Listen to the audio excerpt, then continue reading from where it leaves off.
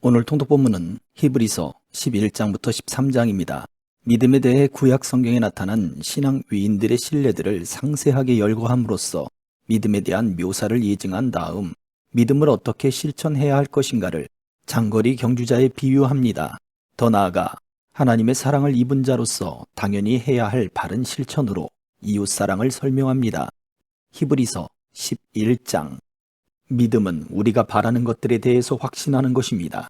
또한 보이지는 않지만 그것이 사실임을 아는 것입니다.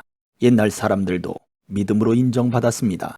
믿음을 통해 우리는 이 세상 모든 것이 하나님의 말씀으로 창조되었다는 것을 이해합니다. 이것은 우리가 보고 있는 것들이 보이지 않는 어떤 것으로 만들어졌다는 것을 말합니다. 아벨은 믿음으로 가인보다 하나님께 더 나은 제사를 드렸습니다. 하나님께서는 아벨이 드린 제사를 기뻐 받으시고 그를 의인이라 부르셨습니다. 아벨은 죽었지만 여전히 그의 믿음을 통해 우리에게 말하고 있습니다. 믿음으로 에녹은 죽지 않고 하늘로 옮겨져서 아무도 그를 볼 수 없게 되었습니다. 하나님께서 그를 하늘로 데리고 올라가신 것입니다. 성경은 그가 이 땅에 사는 동안 진실로 하나님을 기쁘시게 하는 자였다고 증언합니다. 믿음이 없이는 어느 누구도 하나님을 기쁘시게 할 수 없습니다. 하나님께 나아오는 자는 그가 계시다는 것과 그를 찾는 자들에게 상 주시는 분이라는 것을 진정으로 믿어야 합니다. 믿음으로 노아는 아직 보지 못하는 일에 대한 하나님의 경고를 들었습니다. 그는 하나님께 순종해서 그의 가족을 구원할 방주를 지었습니다. 그는 믿음으로 세상이 잘못되어 가고 있음을 사람들에게 알리고 하나님과 의의 관계를 맺은 사람이 되었습니다. 믿음으로 아브라함은 하나님께서 그에게 약속하신 땅으로 가라는 하나님의 부르심에 순종하였습니다. 그는 가야 할 곳도 모른 채 자기 고향을 떠났습니다. 그는 믿음 때문에 하나님께서 자기에게 약속하신 땅에 가서 살 수 있었습니다. 그는 그곳에서 갈 곳 없는 나그네처럼 살았고 같은 약속을 받은 이삭과 야곱과 함께 장막에서 거하였습니다. 아브라함은 영원한 터가 있는 성을 기다리고 있었습니다. 그것은 바로 하나님께서 계획하고 세우신 성입니다. 사라 자신도 아이를 낳기에는 나이가 너무 많았으나 믿음으로 후손을 얻을 힘을 얻었습니다. 그것은 그녀가 약속해 주신 하나님을 신실한 분으로 믿었기 때문입니다. 나이가 많아 거의 죽은 사람과 다름없던 한 사람으로부터 하늘의 별과 바닷가의 모래알같이 셀 수 없을 정도로 많은 후손이 나왔습니다. 이 사람들은 모두 믿음을 따라 살다가 죽었습니다. 그들은 하나님께서 그의 백성에게 약속하신 것을 받지는 못했으나 앞으로 올 것들을 멀리서 보고 기뻐하였습니다. 그들은 스스로 자신들이 이 땅에서 나그네일 뿐이라고 고백하였습니다. 이것은 그들이 진짜 고향을 찾고 있다는 것을 나타냅니다. 만일 그들이 떠나온 고향을 생각한다면 다시 되돌아갈 수도 있었을 것입니다. 그러나 그들은 더 나은 고향을 기다리고 있었는데 그것은 바로 하늘에 있는 고향이었습니다. 그래서 하나님께서는 저들의 하나님이라고 불리는 것을 부끄러워하지 않으시고 그들을 위해 한 성을 예비해 주셨습니다. 아브라함은 하나님께 시험을 받았을 때 믿음으로 이삭을 제물로 바쳤습니다. 그는 하나님께 약속을 받았는데도 아들을 바칠 준비를 한 것입니다. 하나님께서는 그에게 내가 네게 약속한 후손은 이삭을 통해 나올 것이다 라고 말씀하셨습니다. 아브라함은 하나님께서 죽은 사람도 살려주신다는 것을 믿었습니다. 아브라함은 이삭을 죽은 사람들 가운데서 다시 받은 것입니다. 믿음으로 이삭은 야곱과 에서의 앞날을 축복하였습니다. 또 믿음으로 야곱은 죽을 때 요셉의 아들들을 축복하고 그의 지팡이를 짚고서 하나님께 경배드렸습니다. 믿음으로 요셉은 죽을 때 이스라엘 백성이 이집트에서 떠날 것을 말하였고 자기의 시신을 어떻게 할 것인지도 얘기하였습니다. 믿음으로 모세의 부모는 그가 태어났을 때 아름다운 아이인 것을 보고 석 달 동안 그를 숨기며 키웠습니다. 그들은 왕의 명령을 거역하는 것도 두려워하지 않았습니다. 믿음으로 모세는 성장한 뒤 파라오 딸의 아들이라 불리는 것을 거절하였습니다. 그는 잠시 동안 죄의 즐거움을 누리기보다는 하나님의 백성들과 함께 고난받는 것을 택하였습니다. 그는 이집트의 온갖 보물을 가지는 것보다 그리스도를 위해 고난받는 것이 더 낫다고 생각한 것입니다. 그는 오직 하나님이 주실 상만을 바라보았습니다. 믿음으로 모세는 이집트를 떠났으며 왕의 분노를 두려워하지 않았습니다. 모세는 보이지 않는 하나님을 마치 보이는 듯이 바라보며 꿋꿋이 참았습니다. 믿음으로 모세는 유월절을 준비하고 문마다 피를 발랐습니다. 이 피는 죽음의 천사가 이스라엘 백성의 맏아들을 죽이지 않도록 하기 위해 바른 것입니다. 믿음으로 그들은 마른 땅을 건너는 것처럼 홍해를 지나갔습니다. 그러나 이집트인들은 그들을 따라가다가 물에 빠져 죽고 말았습니다. 믿음으로 이스라엘 백성들이 여리고 성 주위를 7일 동안 돌자 성은 무너졌습니다. 믿음으로 기생 라합은 정탐꾼들을 잘 대접하여 하나님께 순종하지 않은 자들이 죽임을 당할 때 구원을 받았습니다. 더 많은 이야기가 필요합니까? 기드온, 바락, 삼손, 입다, 다윗, 사무엘, 그리고 다른 예언자들을 다 말하려면 시간이 모자랄 것입니다. 그들은 믿음으로 나라들을 정복하고 옳은 일을 하였으며 하나님께서 약속하신 것들을 받았고 사자의 입을 막았습니다. 또 큰 불을 막아내며 칼날을 피하였습니다. 그들은 약한 데서 강해졌으며 전쟁터에서는 용감해져서 적들을 무찔렀습니다. 여자들은 죽은 가족이 다시 살아나는 것을 보았습니다.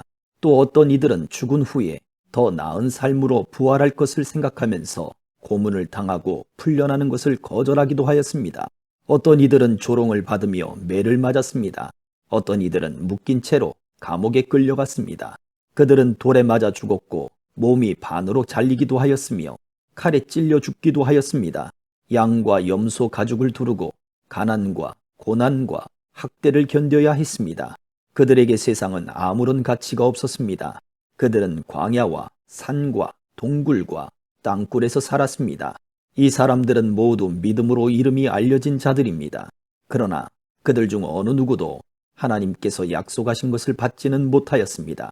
그것은 하나님께서 우리에게 더 좋은 것을 예비하시고 그들이 우리와 함께 완전해지도록 하셨기 때문입니다. 12장. 우리에게는 이렇게 많은 믿음의 증인들이 있습니다. 그들의 삶은 우리에게 믿음이 무엇인지 말해주고 있습니다. 그러므로 포기하지 말고 우리 앞에 있는 경주를 열심히 합시다.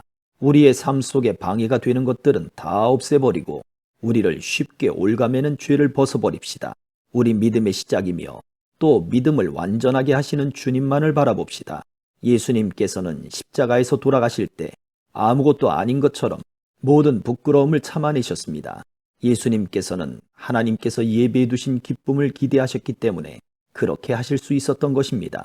이제 그분은 하나님 보좌의 오른편에 앉아 계십니다. 예수님을 생각하십시오. 예수님께서는 죄인들이 그를 미워해서 악한 일을 할 때에도 묵묵히 참으셨습니다. 지칠 때라도 낙심하지 말고 예수님의 본을 따르기 바랍니다. 여러분은 죄에 맞서 싸우고 있지만 아직 죽을 정도까지 싸워보지는 않았습니다. 여러분은 하나님께서 그의 아들을 격려하듯이 말씀해 주신 것을 잊었습니까? 내 아들아, 주의 훈계를 가볍게 여기지 말고 주님께서 너를 꾸짖으실 때 낙심하지 마라. 주님께서는 사랑하는 자에게 벌을 주시고 그의 아들로 받아들인 자들을 채찍질하신다. 따라서 여러분이 받는 고난을 아버지의 훈계로 알고 견디십시오. 하나님께서는 아버지가 자기 아들에게 벌 주듯이 여러분을 대하시는 것입니다. 아들을 훈계하지 않는 아버지는 어디에도 없습니다. 아들이면 훈계를 받기 마련입니다. 만일 여러분에게 아무 훈계가 없다면 여러분은 사생아이며 참 아들이 아닙니다. 우리는 이 땅에서 모두 육체의 아버지가 있습니다. 그 아버지가 우리를 훈계한다 해도 공경하는데 하물며 영의 아버지의 훈계를 받아들여야 하는 것은 말할 필요도 없지 않습니까? 그렇게 할 때 우리는 생명을 받게 되는 것입니다. 이 땅에서의 아버지는 그들이 가장 좋다고 생각하는 대로 우리를 벌합니다. 그러나 하나님께서는 우리가 그분의 거룩하심을 담게 하기 위해 벌하십니다. 훈계를 받는 바로 그때에는 즐거움이 없고 고통스럽습니다. 그러나 후에 그 훈계 때문에 더 나은 사람이 된다면 우리에게 평안이 있을 것입니다. 왜냐하면 우리가 올바른 길 안에서 살아가게 되었기 때문입니다. 여러분은 피곤한 손과 연약한 무릎을 강하게 하여 일어나십시오. 올바른 길을 가십시오. 그러면 다리 저는 사람이 절뚝거리지 않고 고침을 받게 될 것입니다. 모든 사람과 사이좋게 지내며 거룩하게 사십시오. 만일 삶이 거룩하지 못하다면 결코 주님을 만나지 못할 것입니다. 아무도 하나님의 은혜를 놓치지 않도록 주의하시기 바랍니다. 여러분 가운데 쓴뿌리와 같은 사람들이 생겨나지 못하게 하십시오. 그런 사람은 많은 사람을 괴롭히거나 더럽힙니다. 성적인 죄를 범하지 말며 에서처럼 하나님을 생각하지 않는 사람이 없도록 하십시오. 에서는 맏아들로서 아버지의 모든 것을 다 받을 수 있었지만 한 그릇에 먹을 것을 위하여 맏아들의 특권을 팔고 말았습니다. 여러분도 알다시피 에서는 그 후에 아버지의 축복을 받기 위해 울면서 부탁했지만 거절당했으며 회개할 기회를 얻지 못했습니다. 여러분이 도착할 곳은 손으로 만질 수 있거나 불이 타오르는 산도 아니고 어두움과 슬픔과 폭풍이 일어나는 산도 아닙니다. 또한 나팔 소리와 음성이 들려오는 산도 아닙니다. 이스라엘 백성이 산에서 들려오는 음성을 들었을 때 그들은 더 이상 하나님께서 말씀하시지 않도록 부탁했습니다. 그들은 누구든지 심지어 짐승이라도 이 산에 닿으면 돌로 쳐서 죽임을 당할 것이다 라는 하나님의 명령을 감당할 수 없었습니다. 그 광경이 너무나 무서워 모세조차도 두렵고 떨린다 고 말하였습니다. 그러나 여러분은 시온산에 이르렀으며 살아계신 하나님의 성 하늘의 예루살렘에 이르렀습니다. 이곳은 수많은 천사들이 기뻐하며 함께 모여있는 곳입니다.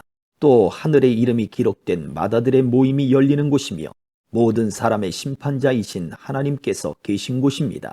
그리고 완전하게 된 의인들의 영혼이 거하는 곳이기도 합니다. 여러분은 그의 백성들에게 하나님의 새 언약을 가져다 주신 예수님께서 계신 곳에 왔습니다. 여러분은 아벨의 피보다 더 나은 소식을 전해준 그리스도의 피에 가까이 나아온 것입니다. 여러분은 하나님께서 말씀하실 때 거역하지 마십시오. 옛 선조들은 땅에서 모세를 통해 경고를 받고도 순종하지 않다가 벌을 받았습니다. 이제는 하나님께서 하늘로부터 우리에게 경고하시는데 우리가 그 말씀을 듣지 않는다면 어떻게 되겠습니까? 예전에는 그 소리가 땅을 흔들었지만 이제는 땅뿐만 아니라 하늘까지도 다시 한번 흔들어 놓겠다고 하나님께서 약속하셨습니다. 다시 한번이라는 말은 흔들릴 수 있는 것들은 모조리 없애버리시겠다는 뜻이기도 합니다. 이것은 흔들리지 않는 것들만 남기려는 것입니다. 우리가 흔들리지 않는 나라를 가졌으니 감사드립시다. 하나님을 기쁘시게 하며 경건함과 두려움으로 그분께 예배드립시다. 우리 하나님은 모든 것을 태워버리는 불과 같은 분이십니다. 13장 그리스도 안에서 한 형제로 서로 사랑하십시오. 나그네를 대접하는 일을 잊지 말기 바랍니다. 어떤 사람들은 나그네를 대접하다가 자기도 모르는 사이에 천사를 대접하였습니다. 옥에 갇힌 자들을 기억하십시오.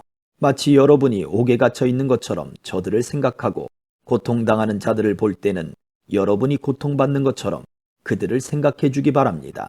모두 결혼을 귀하게 여기십시오. 남편과 아내는 그들의 결혼을 깨끗이 유지해야 합니다. 하나님께서는 간음하는 자들을 벌하실 것입니다. 돈이 여러분의 삶을 다스리지 않도록 하십시오. 가진 것에 만족하시기 바랍니다. 하나님께서는 내가 결코 너를 떠나지 않겠다. 내가 결코 너를 잊지 않겠다.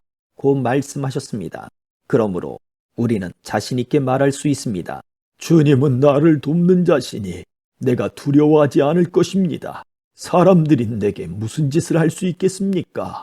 여러분에게 하나님의 말씀을 가르쳐준 지도자들을 기억하십시오.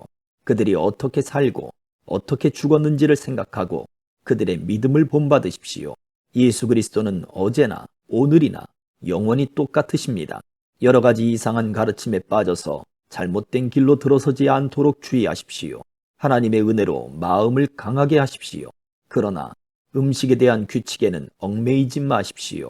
그런 규정은 아무 도움이 되지 않습니다. 우리에게 제단이 있습니다. 그러나 성막에서 섬기는 제사장들이 제사 드린 것을 먹을 수는 없습니다. 대제사장은 죄를 없애기 위해 지성소 안으로 동물의 피를 가지고 들어가서 그것을 바칩니다. 그러나 그 동물의 시체는 성막 바깥에서 불사릅니다.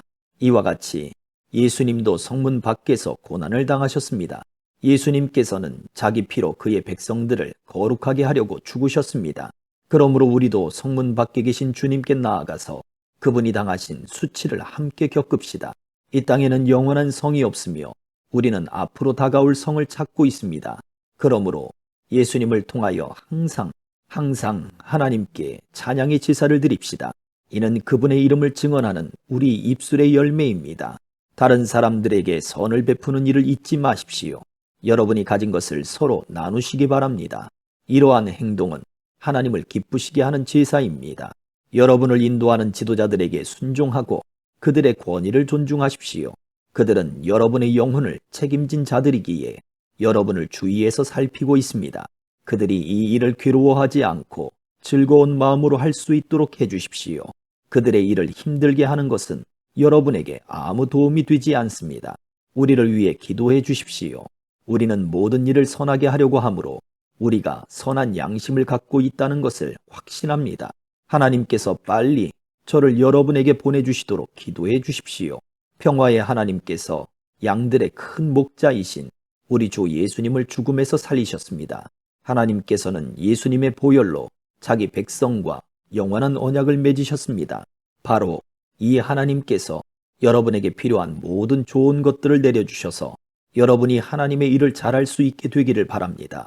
또 예수 그리스도를 통해 우리 안에서 그의 기뻐하시는 뜻이 이루어지기를 기도합니다. 예수 그리스도께 길이길이 영광이 있을 것입니다. 아멘. 형제 여러분, 몇 마디에 불과한 짧은 편지이지만 여러분을 격려하고자 쓴 글이라는 것을 명심하십시오. 우리 형제 디모데가 감옥에서 풀려나왔습니다. 그가 도착하면 여러분을 만나러 함께 가겠습니다. 여러분의 지도자들과 모든 성도들에게 안부를 전합니다. 이탈리아에서 온 사람들이 여러분에게 안부를 전합니다. 하나님의 은혜가 여러분 모두에게 늘 함께 하기를 기도합니다. 아멘.